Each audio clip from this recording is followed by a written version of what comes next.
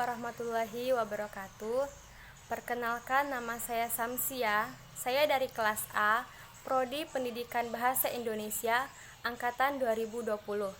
Saya di sini akan menjelaskan salah satu materi mata kuliah fikih, yaitu zakat mal. Zakat mal adalah zakat yang dikenakan atas harta atau mal yang dimiliki oleh seseorang atau lembaga, dengan beberapa syarat dan ketentuan yang berlaku dalam hukum Islam.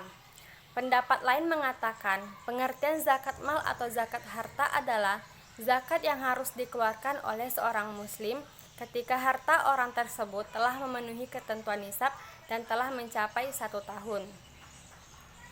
Secara etimologis, istilah zakat mal berasal dari bahasa Arab. Artinya adalah suatu upaya untuk menyucikan harta benda milik seseorang dan agar manusia lebih peduli terhadap sesama dengan melakukan amal. Dalam hal ini, sesuatu dapat disebut dengan harta kekayaan atau mal jika memenuhi syarat berikut, yaitu dapat dimiliki, disimpan, dihimpun, dan dikuasai serta dapat memberikan manfaat sesuai kelazimannya. Dasar hukum zakat mal. Hukum memberikan zakat mal adalah fardhu ain atau wajib. Perintah mengeluarkan zakat mal sama halnya mengeluarkan zakat fitrah. Selain itu, zakat merupakan salah satu rukun Islam dan menjadi salah satu unsur pokok bagi penegakan syariat Islam. Oleh sebab itu, hukum menunaikan zakat adalah wajib bagi setiap muslim dan muslimah yang telah memenuhi syarat-syarat tertentu. Zakat juga merupakan kegiatan amal sosial dan kemanusiaan yang dapat berkembang sesuai dengan kebutuhan umat manusia. Syarat mengeluarkan zakat mal. Persyaratan yang perlu dipenuhi bagi seorang muslim untuk menjadi seorang wajib zakat harta yaitu kebutuhan pokok sudah terpenuhi. Kebutuhan pokok tersebut antara lain adalah tempat tinggal, makanan, pakaian, kendaraan, serta alat yang dipakai sebagai sarana mata pencaharian. Harta yang dimiliki merupakan jenis harta yang berkembang. Artinya harta tersebut bisa bertambah ketika diusahakan. Harta sudah memenuhi nishab. Nishab merupakan batasan minimal yang ditetapkan syariat mengenai kewajiban pembayaran zakat. Milik pribadi secara penuh. Artinya seorang muslim yang masih memiliki tanggungan utang tidak wajib membayar zakat. Apalagi ketika jumlah harta dikurangi dengan nominal utang lebih rendah dari nisab. Harta sudah dimiliki selama 1 tahun atau haul. Seorang muslim harus membayar zakat mal ketika harta tersebut sudah dimilikinya selama 1 tahun. Waktu pembayaran zakat mal. Kembali ke persoalan utama, kapan zakat mal harus dibayarkan? Apakah harus menunggu bulan Ramadan? Jawabannya tidak harus. Perlu Anda ketahui, harta yang harus dizakati harus memenuhi haul seperti yang telah disebutkan. Syarat haul ini berlaku untuk harta berupa emas, perak, binatang ternak, dan zakat perdagangan. Sementara itu, zakat pertanian wajib ditunaikan tanpa ada syarat haul. Jumhur ulama juga berpendapat bahwa pembayaran zakat mal, baik yang dilengkapi syarat haul dan tidak, harus dibayarkan secepatnya, tidak harus menunggu kedatangan bulan Ramadan. Ibnu Hajar al-Asqalani dalam kitab Fathul Bari mengatakan bahwa menyegerakan perbuatan baik adalah sikap yang bisa membebaskan muslim dari tanggungan, menjauhkan dari sikap tercela, serta dapat meringankan kesulitan dari orang yang membutuhkan. Orang yang berhak menerima zakat mal. Yang pertama, al-fuqar, orang fakir atau orang melarat, ialah orang yang memiliki harta sangat sedikit, tidak mempunyai pekerjaan dan tidak dapat memenuhi kebutuhan sehari-hari. Sebagai umpamanya, orang fakir tersebut harus memenuhi kebutuhan hidupnya sebesar Rp20.000, tapi ia hanya berpenghasilan Rp5.000, maka wajiblah diberikan zakat kepadanya untuk menutupi kebutuhannya tersebut.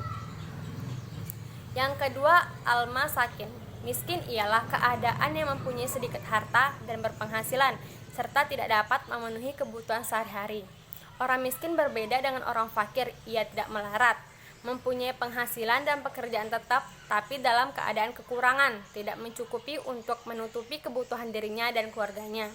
Seumpamanya orang miskin adalah orang yang membutuhkan Rp10.000, tapi ia hanya berpenghasilan Rp7.000.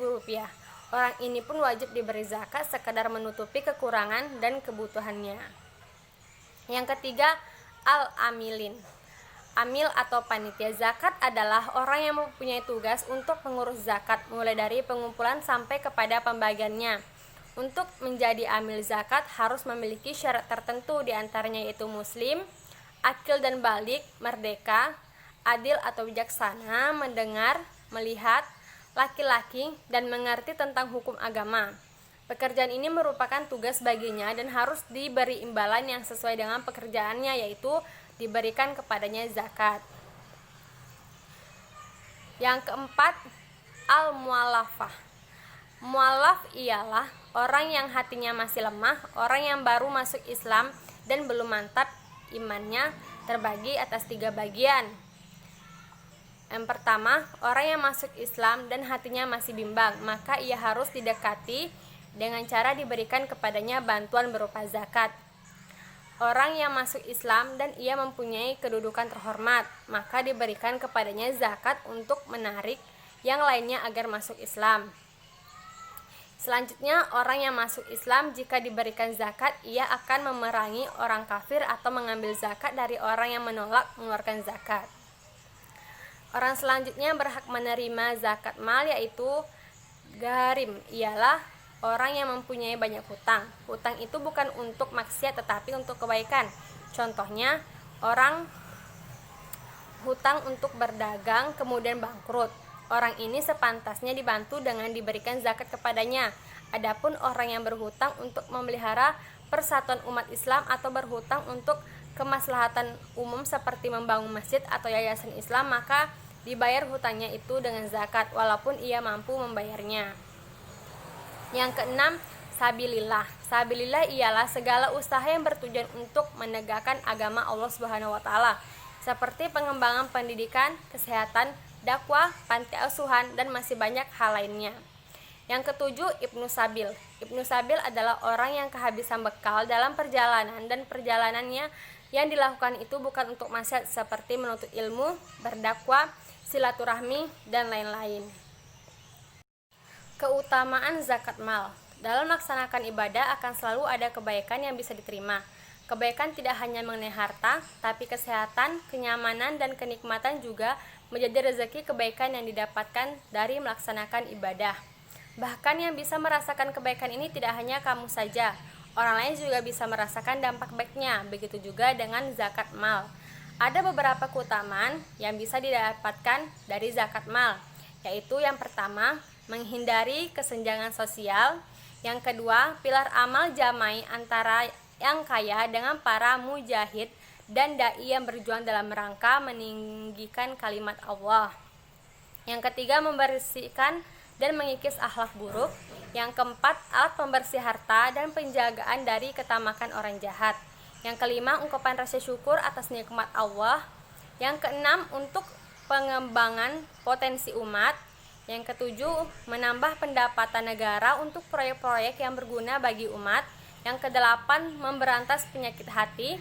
Yang kesembilan, dapat menyucikan diri dari dosa, memurnikan jiwa atau menumbuhkan akhlak mulia menjadi murah hati, peka terhadap rasa kemanusiaan, dan mengikis sifat kikir serta serakah.